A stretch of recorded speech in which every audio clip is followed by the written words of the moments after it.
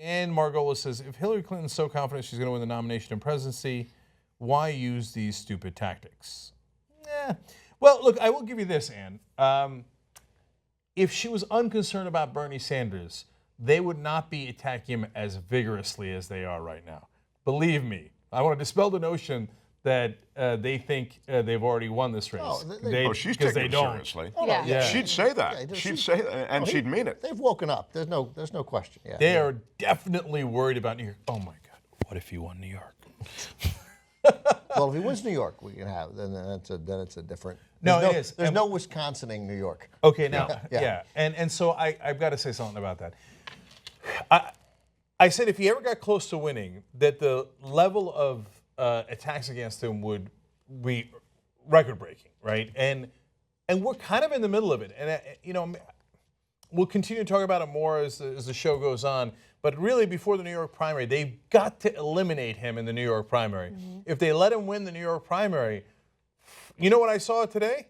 Pennsylvania, she used to have a 25-point lead. Fairly recently, new poll out, only 6-point lead. Jeez. Okay, so there's definitely a panic button that has been pressed.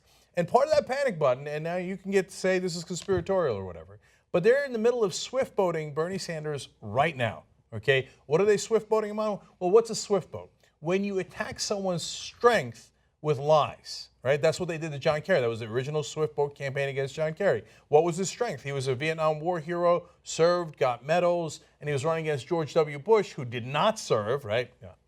National Guard, maybe, right?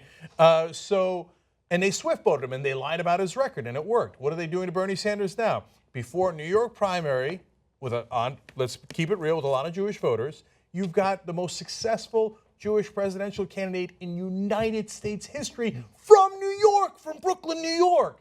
And what are they doing? Non-stop campaign saying anti-Israel. He's anti-Israel. I mean, Daily News asked him if he thinks Hamas is a terrorist group. Why would you even ask him that question? Sure. You'd ask him if you're implying that he thinks it is not a terrorist group, right? And then how would you break down the settlements? He's like, well, that's up to Israel to break down the settlements however they like. But, I want a two-state solution. You don't even know how to do it, do you? But I didn't say that.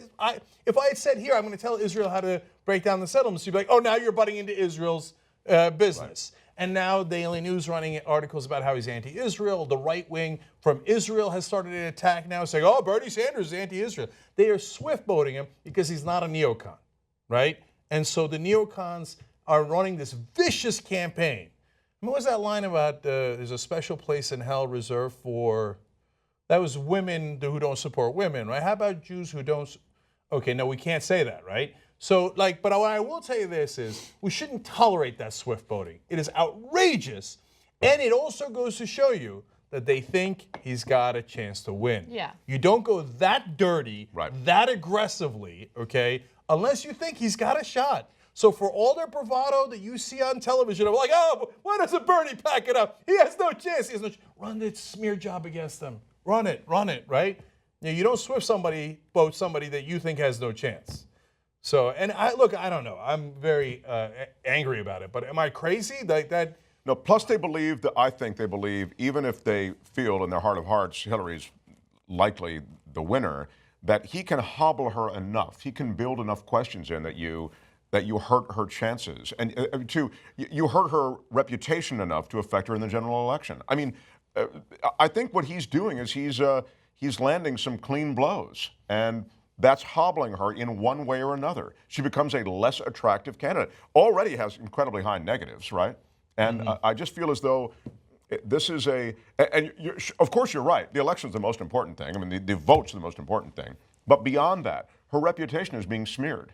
They think, and Mark makes a good point. It might be that they don't necessarily think, as I think, that he's going to win, but they think that if he wins New York, one, he's got a shot at winning, and two, if he doesn't, this thing's still going to drag on for a long time, and she's going to land a lot of he's going to land a lot of body blows on her, which, by the way, we kind of recognize are real, and we don't want those problems exposed. I don't think you want that. They obviously they want to be able to turn to pivot as soon as possible. I don't think a long campaign hurts the. I don't think it hurts. It didn't hurt Barack Obama. I don't think it's going to hurt Hillary Clinton. But there was no question. Well, you know what? There was some question of unity last time. I mean, that was that. Yesterday Obama, I did the story. The Hillary Clinton supporters. You remember what they were called? They were called Puma. You remember what Puma stands for? No. party unity my ass. Yeah. Because she was trailing. I know, but it's some. Like, it didn't, yeah, but there was some question about it. That campaign was far more vicious than this campaign has been. I would just like to point out that this campaign on the Democratic side has gotten more vicious when it goes to the state where it always gets vicious, whatever it's competitive. It's New York, and the media competition there is like, you think the media competition is like, oh man, we got to, those tabloids in Milwaukee, you got to get them. It's a different thing, and it breeds it, and it will end, some of it will end when that stops. I have not picked up any of what you're saying about Israel and Bernie other than from right-wing press.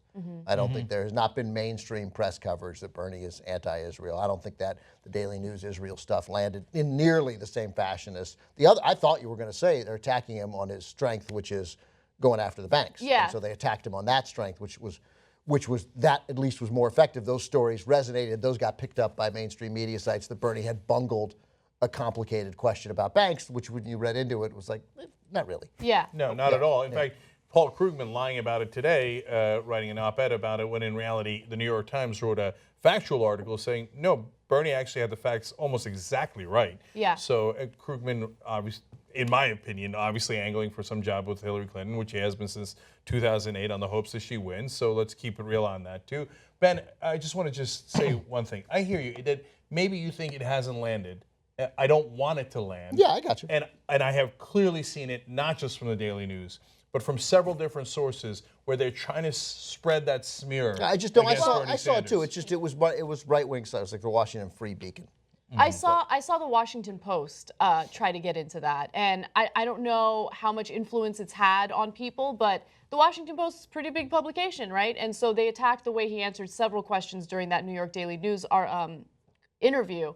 But that was the only major publication I saw that focused on the Israel part in a pretty lengthy piece. So Yeah.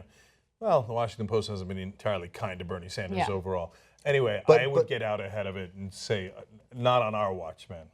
he didn't even say anything controversial about Israel. I mean, okay, why are the settlements illegal? Because they break the treaties that Israel signed themselves. Like, why is it so difficult to say that? Why is that controversial? Why does anyone deserve criticism for saying that? That's the official U.S. position. Now they're getting all over him for, he thought that in the last Gaza incursion, 10,000 people were killed when it was only like 2,500 in that ballpark. Oh, only right? 2,500? Right. Oh, okay. And so, but meanwhile, what they don't say is, I read the interview, he says, I forget how many were killed. Do you remember? I think it was something like 10,000. And the New York Daily News says, oh, I forget too, whoever's interviewing him. And then they Google it in the middle of the interview. And the Daily News guy says, oh, there was 10,000 casualties, but only 2,500 or so killed. And he goes, yeah, that's right. But So that's his big, like, oh my God. It's a big gotcha. I just wouldn't get. I hear you. Look, I'm still looking for it. I'm looking under news, Bernie, Israel. I only see the Washington Free Beacon. Literally the only thing I see. I saw it on Mediaite. I saw it on Law News is related to Mediaite. I saw, obviously Daily News, and I'm seeing it on Twitter. So that's why. Okay, but anyway, but keep in mind, there was a really good piece I thought today by Katrina what's her last name? Vanden Heuvel. Vander Heuvel in the Nation, and she's an active Bernie supporter. They endorsed him, and she was critical, not about anything particular, but it was critical of Bernie and of Hillary. But it was like enough with the don't call her unqualified. That's silly. But bear in mind, all of this it's freaking New York, man. Like you can't help it. You're in a competitive race, and New York brings it out. And Bernie got shoved around, and it turns out, what do you know? He's a Brooklyn Jew. He's a fighter. You know.